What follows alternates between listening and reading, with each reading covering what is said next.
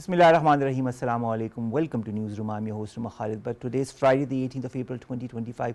These are the stories that we will be highlighting during the course of the show. We'll begin with Pakistan's war against terror. There has been a very important meeting of our Prime Minister with all important stakeholders, in which there has been a resolve to inflict a crushing defeat on terrorists so that they can never dare a evil eye on Pakistan. Also, different new initiatives have been taken as per the decisions taken during this meeting, but the fact remains that terrorists are trying to create havoc in different parts of Pakistan. There has been one incident today, there was one incident yesterday as well, but our armed forces are also inflicting a crushing defeat in the form of killing the fitna who are behind it. On the 18th, the 4 Khawarij were sent to hell. On the 17th also 4 Khawarij were sent to hell.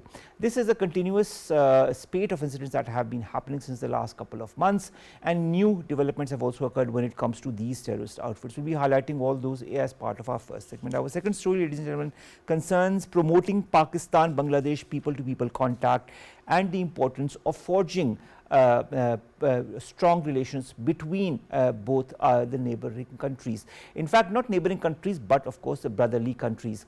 The fact is that a new chapter of this relationship has occurred between the two countries, and we will be talking about that, taking as an example a lady who has come all the way from Bangladesh here. Why is she here? We will be highlighting the reasons behind it, and also asking her about the people-to-people contact and its importance for both Bangladesh and Pakistan. Then we will be talking about Ukraine, that says that the outline of mineral deals has been signed with the US, although the US does say through Rubio that they don't know whether this deal will go through, or whether the peace deal will also go through between Russia and Ukraine. If it doesn't, they want to step back from playing the role of mentor. Finally, South Africa's cradle of humankind caves are to reopen to the public. They had been closed because of COVID and because of other reasons, and now they are finally open. People can know and see our past, and also relish in the fact that a lot of things have been very well preserved in these caves. This is the lineup for today. Let's begin with our first segment, and that concerns Pakistan's war against terror. We've been joined by two guests. Let me introduce them to you one by one. In the studios, we've been joined by Abdullah Khan Sahab. He is the managing director of PICS. Thank you very much, Abdullah Sahab, to have joined us. And online we've been joined by Brigadier Waqar Khan Sahab, who is a defense analyst. Brigadier Sahab, thank you very much to have joined us, and of course you are with us after a hiatus. We'll begin with you, Abdullah Sahab. Abdullah Sahab, our Prime Minister vows to inflict a crushing defeat on the terrorists so that they can never cast an evil eye. This happens in a meeting that is chaired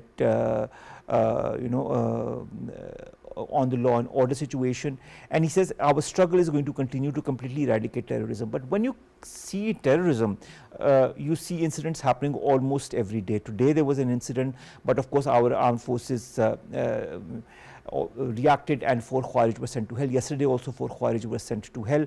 What should be the modus operandi in your point of view to inflict a proper defeat to all terrorist elements that are trying to destabilize Pakistan? Thank you for having me in your show. This war is not just like a conventional war. It has many strands, and it is a comprehensive war launched against Pakistan. It has many facets, and one of them is this militancy. So what the Prime Minister and Pakistani cabinet and the meeting where different stakeholders were part of that meeting, it is a good sign that Pakistan is stepping up its efforts against different shades of the militancy, not just Fitnatul Khawarij or TTP.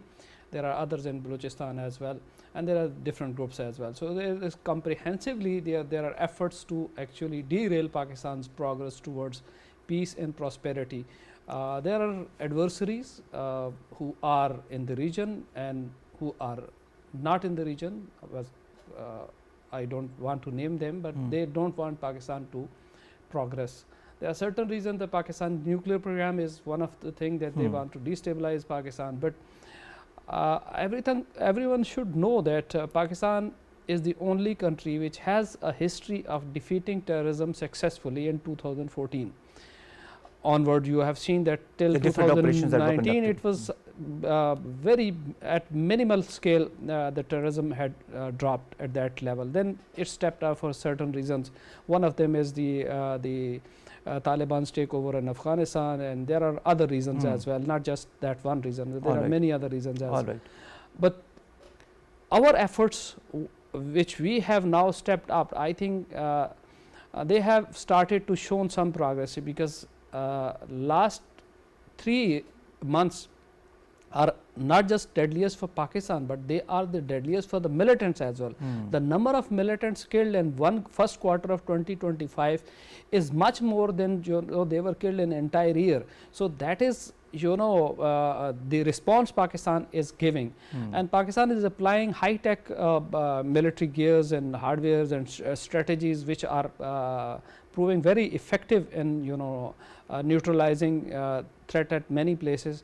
So I think the decline will very shortly start, which you said every day. Definitely it will take some time, because the money is flowing in and the weapons are flowing in from NATO's weapon, and many other weapons. The US weapons that were left behind in Afghanistan. Of the militant. So there are many aspects we have to take care of, because all the root causes and the sources of this terrorism in Pakistan is not indigenous, that is outside. So Pakistan will have to make a lot of efforts outside as well. They may be kinetic at some places, at some places it will be intelligence, at some places it will be diplomatic. So it is a comprehensive response, with I think the relevant stakeholders now fully realize, and they are that is why we see a more robust action by our forces, and that is why more and more militants are being killed, as you said, this year as well. Brigadier Sahab, thank you very much to have joined us all the way from Turkey. Our Prime Minister says Pakistan's enemies are scared of our economic achievements, but at the same time he recommends that all the institutions and the provincial governments need to work together in order to curb terrorism. He also, of course, commended them for the work that they are doing. He emphasized the need to set differences aside and work together to eradicate this measure. How important is it for all the stakeholders in our country to be on the same page when it comes to eradicating terrorism from our country? Yeah, I think the current state of terrorism demands that it should be a whole of nation approach. And I think by and large for the last 3 years, there has been a consistent policy of Azm-e-Istehkam, and we are looking at whole of the nation approach. I'll just highlight that the current shade of terrorism in Pakistan is a triangle, with one corner in Delhi, one in Kabul, and I'll name them. And one is the frontline, two major terrorist organizations like TTP and BLA, one in Balochistan, one in KP. So this is the, and then they have the affiliated groups.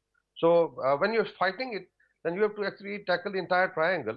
So there are different, I would say 5-6 domains that you have to fight. One is, of course, the hard state, Pakistan is now striving to become, that within the borders of Pakistan, there's zero tolerance.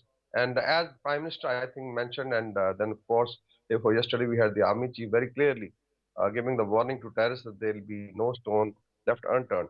And I think we are also in the last phases, because you look at the intensity on both sides. So there is an effort from those powers, this triangle, to undermine Pakistan and stop its progress. But on the other side, we have the state, military, and civil armed forces fighting it out. So inshallah, we'll see a definite improvement by the end of the year.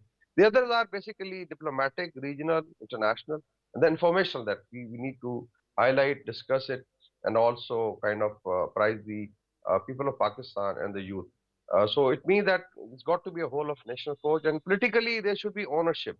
At federal level, we see political military leadership united, and there is a need of the hour. But at provincial level, I think, especially in KP, at times there are mixed signals which come out anytime because of political angling, which should not be, because it's a fight not for KP, fight for Pakistan and the people of Pakistan. The good thing is that now people of KP are also rising. You'll find reports that there are tribes which are now not allowing any space. The other is that one illegal, let's say, immigrants are being repatriated. So you'll find the space being cleared, because it was very difficult with the lakhs of people here to actually, basically sanitize the area from the terrorists. And in Balochistan, of course, a different strategy. As far as BLA is concerned, I feel, and probably this is the strategy that should be part of the last BLA terrorist. And now they are on the run. If you look at, their activity in last 15 days, especially after Jafar Express, there has been a huge operation going on with technology. So I'm sure, inshallah, these, as Chief mentioned, 1,500, 2,000 people cannot dictate the future of Balochistan or Pakistan. So all told, I think we are moving in a correct direction. Yes, there will be sneak attacks because there's a frustration on the other side. This triangle, which has support from India and Kabul, also feels frustrated because now actually we found that there are serving officers and soldiers from Afghanistan who were basically taking part in terrorist activity, and there are proofs for that. Which means this is basically a last-ditch battle. Inshallah, Pakistan would succeed. The other thing is that now international community, especially US, has also realized that because there is a threat of ISIS, which affects this new year we had attacks in US and they had links with Kabul. And President Trump is, I think, quite clear on that. So probably Pakistan will have, I think, more support in international community. We have seen reports in BBC, in Washington Post, highlighting how the weapon and equipment, which was, I would say, deliberately left by Biden administration, was used by the terrorists. So all told, I think we are in a positive zone now, and inshallah, Pakistan would succeed. Abdullah Saab, a nexus has been seen between the different terrorist outfits in Pakistan. We've talked about it in the past as well, between the BLA and the TTP, and the TTP being mentored by the Al Qaeda as far as their training is concerned, and the different reports have come in that aspect as well. Recently, there is news emerging that the three terrorist groups have merged together to form the Ittihadul Mujahideen Pakistan. We have the Fitna, and now we have this. What is the intention now that, as brigadiers have also said, that they are on the run because the resolve by our armed forces is becoming stronger, and our chief also said that this is going to be a hard state now to tackle terrorism. What is the aim of making groups such as these, and how do you feel the mechanism or methodology of tackling them should be the same as the Fitna? Let me clarify my position that for me these all are the fitnatul khawarij. Whoever takes up arms against a Muslim state is a kharji for me.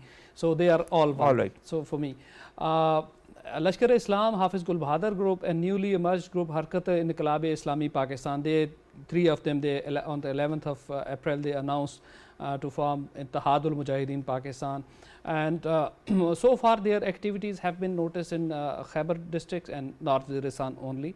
But we have seen that Hafiz Gul Bahadur group and its sub-factions, they are capable of mounting high-profile attacks like the Bannu cantonment attack, and attacks in South Waziristan and North Waziristan.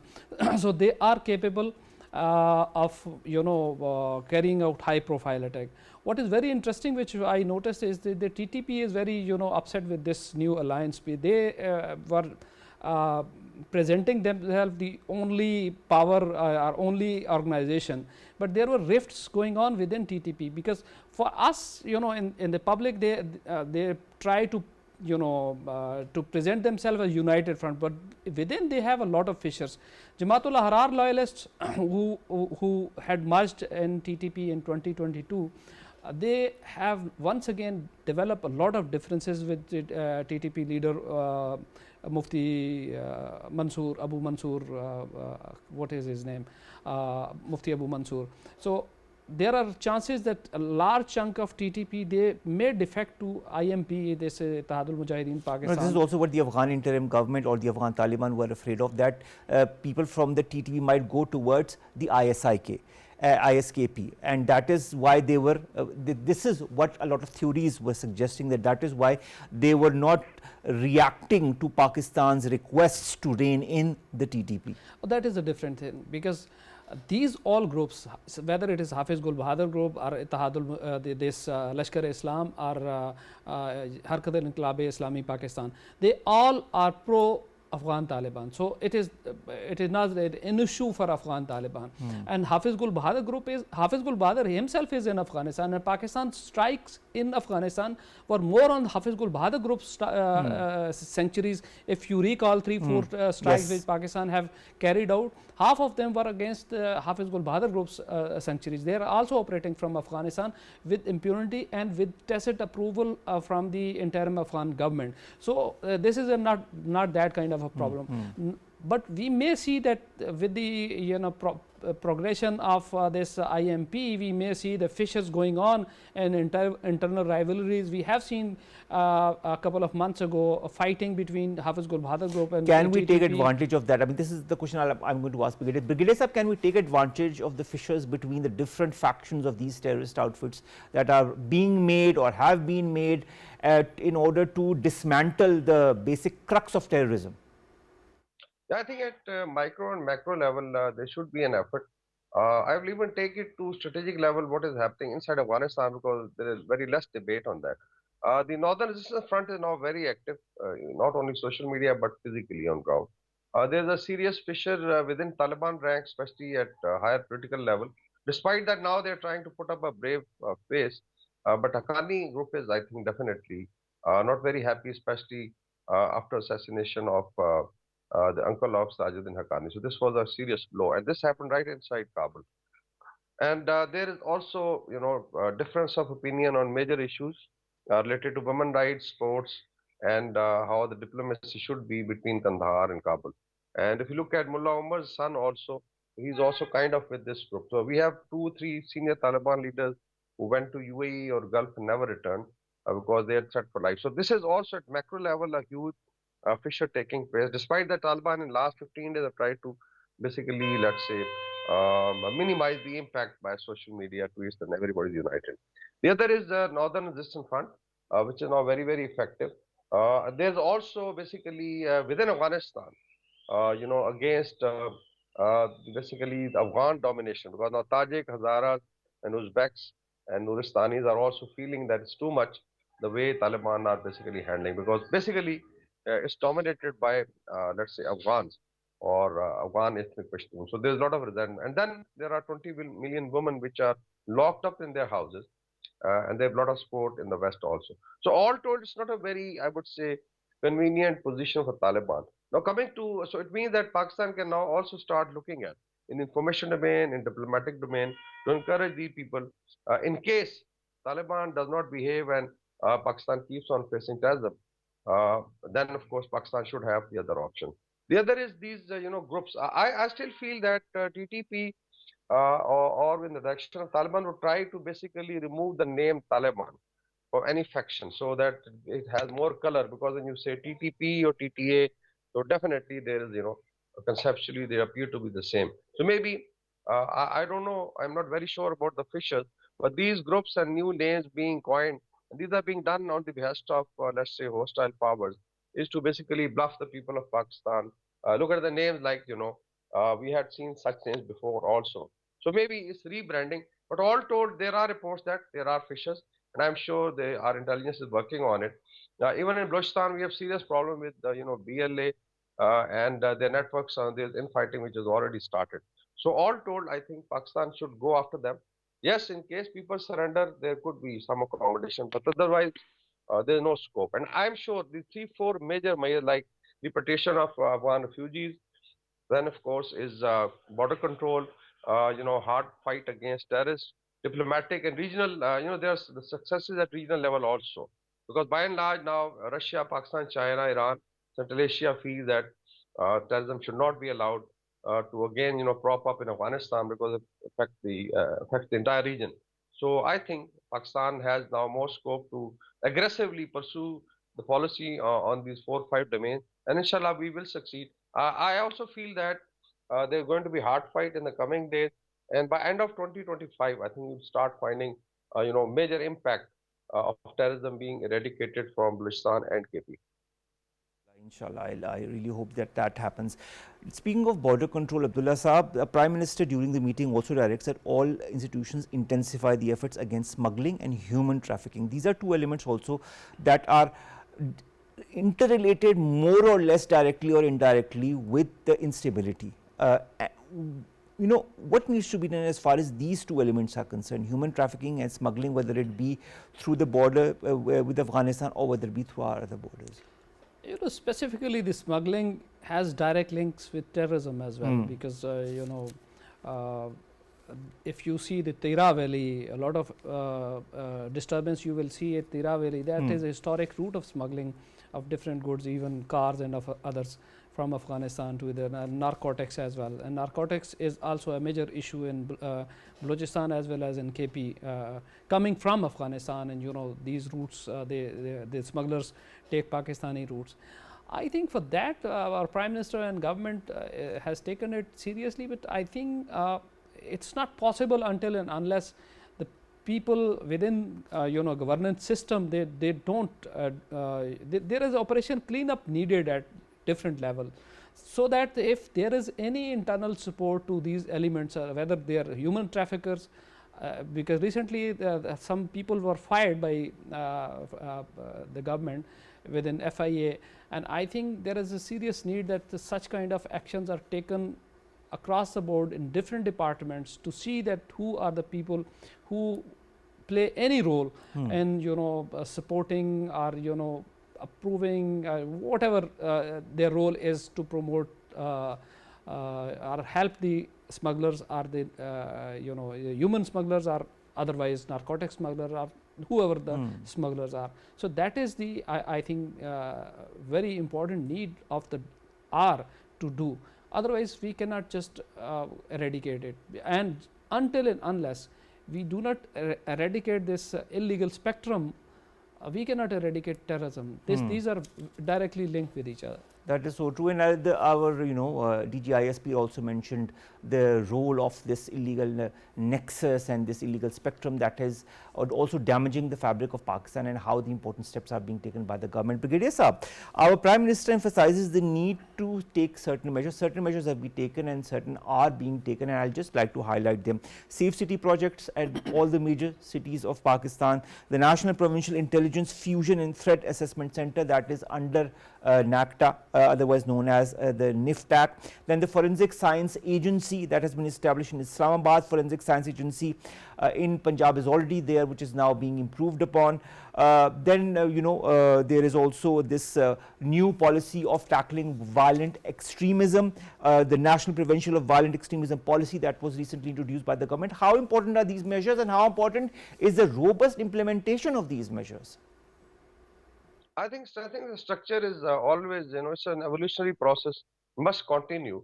And because even the terrorist, strategy has evolved, the support base has come up with, I would say, even innovative ideas. So you have to actually not only keep up, but remain ahead of the curve as far as terrorists are concerned. So I think like digital, forensic or let's say digital investigation systems, which is very, very important. Yeah, catch a lot of calls like we have now reports that people were controlling the attack on Jafar Express from Afghanistan. So how do you trace it, and then how do you basically prove it? First, it's required in the international, let's say, community whenever you take the case, and there are ways to do it. Then, of course, is forensic evidence for uh, criminal activity, weapon systems. Like even when the weapons were caught, the Taliban then came up. No, these are the weapons who were basically lost in Pakistan. And, but now you can always, then link it. Even the numbers of rifles that okay, this belong to so and so unit of the network, and then you have a proof. So all told, I think this is very. Then of course is the identification. Because a lot of Afghans got Pakistani, Shnakti cards through illegal means. So how do you decipher or basically split the genuine from the fake? And then, of course, is related to the entire network. Even the money laundering and the money transfer happening through Hawala and Hundi. So they've got to be. So there is a scientific method. So it's not only that you use a high-tech weapon system like drones and satellites and air power and other instruments of power, but also you have a system which is very strong and robust. Same goes for the let's say, like I think they're putting a lot of effort now to improve the quality of levies in Balochistan because of the category A, B areas, and probably also require legislative measures that there should be no category B areas. We are living in third decade of 21st century, so there has to be I would say legislative measures, technical, technological, military improvement of governance. Then of course courts also, because I think judiciary also needs to be updated on, and then of course is the social media, because we have seen how basically this is twisted. Because if you look at this triangle becomes active, and then of course we have fifth columnists within Pakistan who are either inside or sitting outside. They will try to undermine the state of Pakistan. So these laws have to be enacted, and people also, and then of course is Basically to be taken in your point of view, Brigadier Sahib, and those measures need to be handled with utmost care, but at the same time with utmost severity or proactive techniques. Thank you very much, sir, to have joined us. It was a pleasure talking to you after a while. Brigadier Waqar Khan Sahib, defense analyst, joining us online, and of course in the studios Abdullah Khan Sahib, MD PICS. Thank you very much for your contribution, or to always come to the studios to discuss with us this issue of terrorism that you have through your organization also been giving us many details about. We will be back after a short break.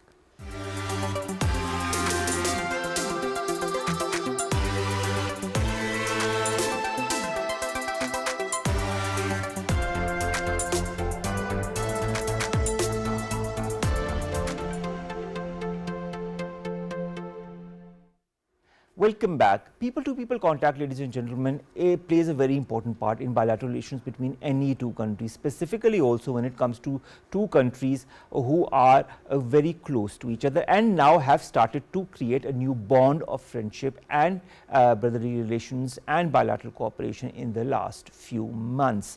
I am talking of Bangladesh, and the fact is that we share a lot of commonalities between the two countries, and people-to-people contact plays a very important role in understanding each other in a much better fashion. And of course, this culture remains the same, and a lot of important things could be highlighted or discussed or even cooperated upon between the two countries through the people. Now we have with us one such person.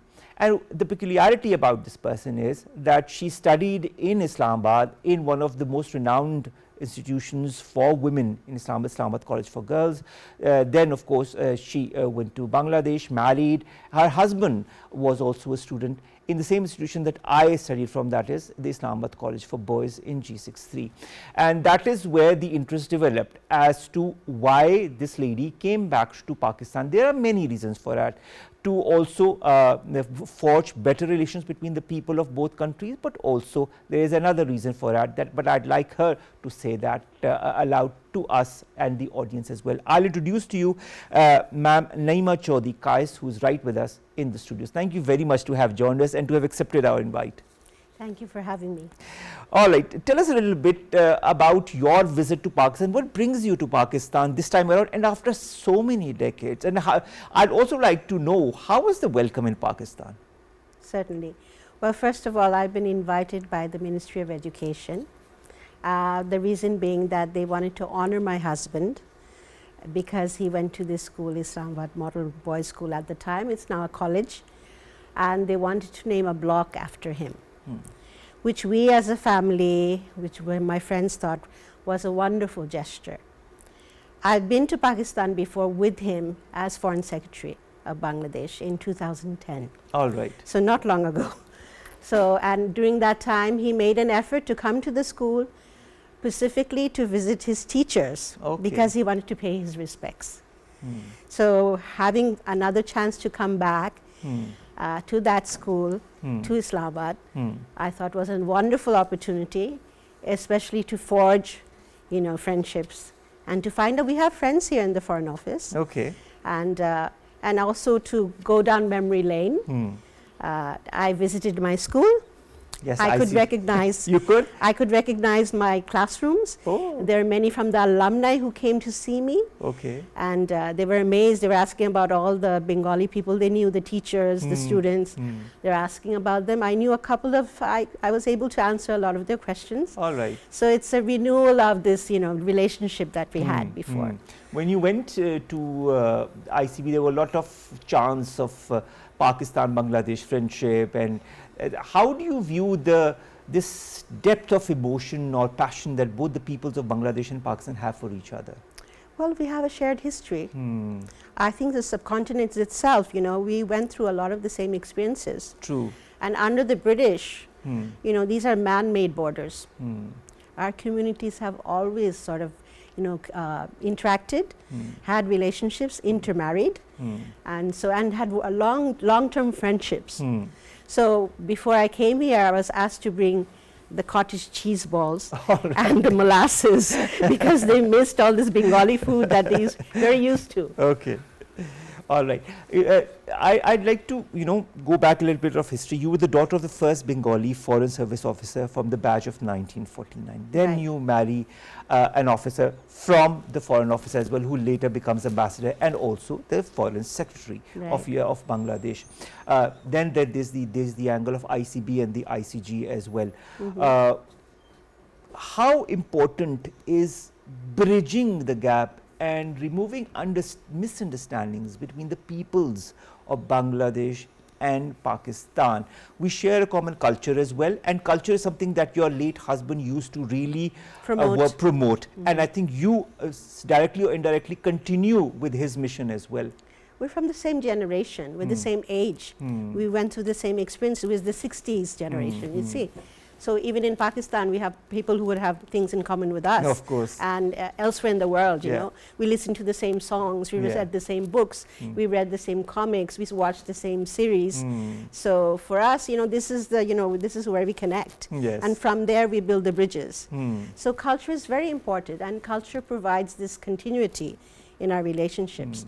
And I think culture is also basis of a strong society. Absolutely. The stronger the culture, the stronger the society, the more robust the society. Absolutely. And culture is also always changing. And it also depends on whether you can adapt to the new culture. Speaking of adaptation, you've got two daughters. Have they changed? Do you see the change as far as cultural identity is concerned when it comes to your two daughters compared to you and your late husband?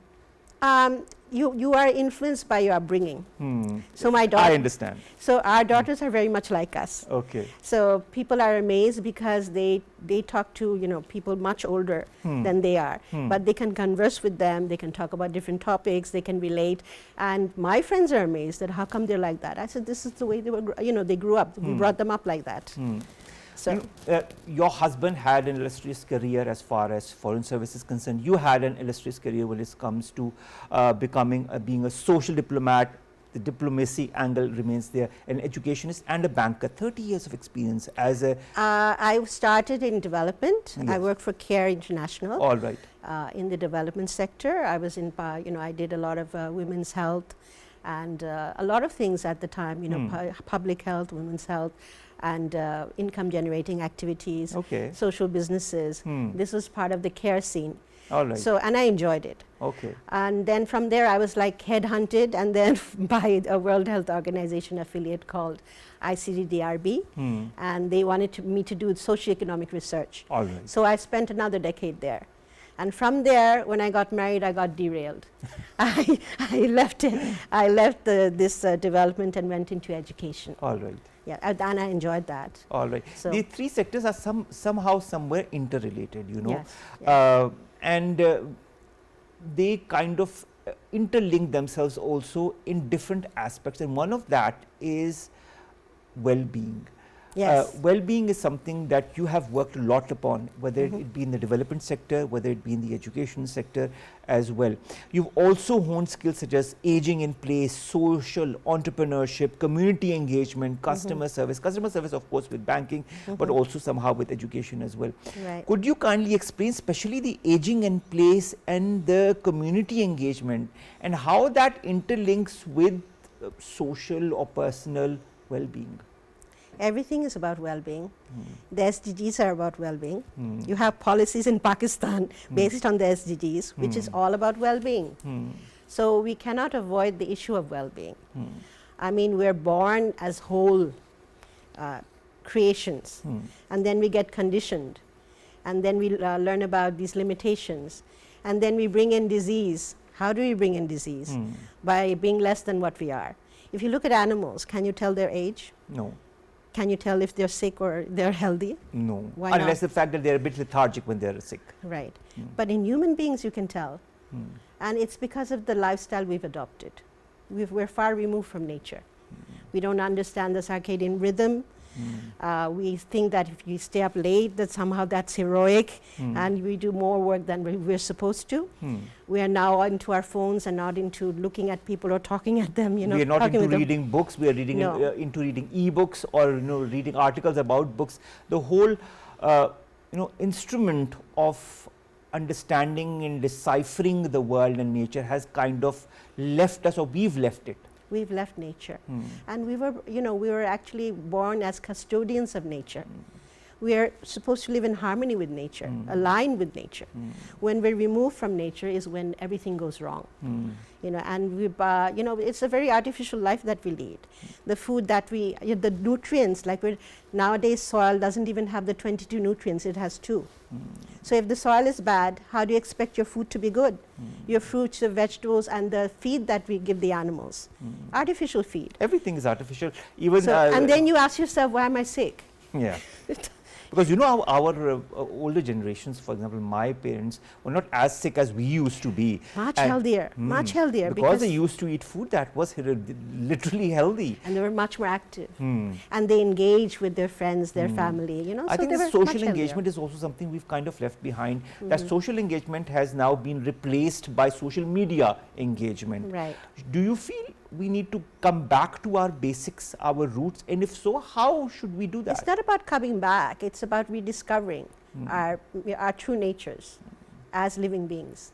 We're not better than nature, we're not better than animals, we are part of this ecosystem. We're very interdependent. We're here for each other, as human beings as well as for other living beings. We're here for the earth. The earth is a living being. True. Look at nature, it's always reminding us. We had the earthquake in Myanmar. You have flash floods. Nature is always talking to us. And the animals, when they prick up their ears, they already understand the language of nature. But we don't. What's happened? And we're replacing it with what? I asked the chairman of the Higher Education Commission today, what will happen if technology all of a sudden breaks down and you're not able to do any of the things you're doing at the moment? What's going to happen? And then he said, we have a hybrid system where we'll do things like the way we used to do them before, manually. So we need this balance. We need this balance. And we have to rediscover this balance. And it's not about, if you think about it, for thousands of years, did we have pharmaceutical medicine? We didn't. Last 200-300 years. What did we have? Herbs. We had the kitchen. Your healer was your mother who cooked in the kitchen. She knew, even if you ask today, any woman, especially your grandmothers, they know about things that can cure you, and it's in the kitchen. Everything is there, but through the herbs, through the way you cook food as well. Social entrepreneurship, how can you be, as a person, for example, if you were to consult me on becoming a better social entrepreneur, what kind of guidance would you give me? Basically, okay, maybe you're very good in business, but are you adding value to someone else's life? For example, the woman who's working for you, does she have to go back to a second job at home? I mean, who's taking care of her kids? Do you allow her to have a daycare that she can bring her baby, her newborn baby, and feed her? So this is the value of social business. Where there's a social benefit. There's always a social benefit. It's more than just making profit. True. Profit for what? There has to be a basis for making profit. Exactly. Where do you invest? How do you invest? And invest in human beings.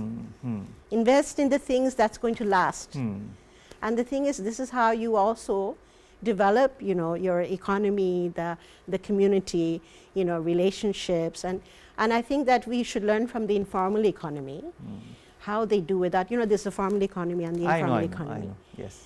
But look at, without the benefit of education, you see the nephew learning from his uncle, the trade. Why? Because they have to earn. Exactly. But why do they have to earn? For the family, not himself. And the garments worker, this woman who's providing for her, whole family back home. And how is she spending it? To send her little siblings to school. So there's already a social benefit in the informal economy. I think in our society, especially in the countries of the subcontinent, there is this social structure that is inbuilt that we see a little bit degraded over the different generations, but it's still there. It was much present in our older generation, still there in ours. You're absolutely right. My grandfather, he would take the responsibility of a whole family. He would educate them, he would give them a job or help them start a business, and that's how that family came up. And this is how we help with social mobility. This is not something we've learned from the West. We already have it. Exactly. I think, and we have it in much better fashion than the West. We do. I don't want to end on a sad note, but you lost your spouse 6 years ago. You have since then, emerged into a new chapter of your life. You've got 2 beautiful daughters, you've got a career in front of you, and you continue to be as robust and active as you have been in the past as well. How is this new phase of life treating you, and what do you want to make of it? Death has been part and parcel of my life, I must say. Death is something you learn from, and death teaches you what you're made of, True. what you're capable of. And the time that all of us have. Yes, and you're always, with every person's death, you lose, unless you actually cultivate, you lose all the wisdom of a generation. True. And the practices. True. So whether you're going to continue practicing those things or learn, take the best thing from that, that's a very important aspect. I'm a very positive person, and my husband was, and he always used to say, never spread doom and gloom. Celebrate life. Exactly. And it is, in honor of his spirit that we continue celebrating life. And that is how you continue to celebrate life as well, and continue to celebrate the values of a good society amongst the people in Bangladesh and also in Pakistan, amongst all the different organizations that you have met today, and you continue to spread the light of community building. I'm always looking for, how can people collaborate, cooperate. And that is the basic essence of people to people collaborate, cooperate, and strengthen your society, strengthen your nations, and strengthen the world in general, and live in harmony. I think that is what we are. We are social animals, and that is what we need to do, work on our society. It is important to face grief. It is important to face pain. For example, in 71, we have a lot of families. Of course. We are a bit short of time, Naeema, or else would have loved to continue with you, but of course wish you all the best for the rest of your sojourn here in Pakistan, and I hope to see more of you. The next time you come, we'll have a longer discussion, because we need to do that. Before we end, 2 short stories very, very quickly. Ukraine says the outline of mineral deals has now been signed by the US, but the US says that it is not sure about whether the peace deal will continue, because there has been a lot of development as far as the activities or the violence between both Ukraine and Russia is concerned. So it says it's not unsure, and there are a lot of question marks around that, but Ukraine says that the outline of mineral deals has been signed and it is ready to move forward as far as that is concerned. Finally, South Africa's cradle of humankind caves are going to reopen to the public after a couple of years after COVID, and of course there was a lot of curiosity, a lot of interest on understanding and visiting these caves to see our own past and to maybe understand a lot from it. That is what we do. We are social animals, and this is what we want to understand, how we used to live in the past as well. Now, a temporary exhibit of these fossils has been set up at the museum, where visitors will get a chance to see the most complete skull of an Africanus found in South Africa in 1947. 2.5 kilometers of caves is what this is all about, bathed in soft blue LED lights, and this is what people go inside and discover and understand maybe themselves in the bargain, or their past as well. With that, ladies and gentlemen, we come to an end of today's newsroom. We will see you inshallah on Monday with news story segments that pertain to us in Pakistan. So we can have a wonderful one, and think of your family, think of your communities, and do take measures to be with them and spend time with them. Allah Hafiz.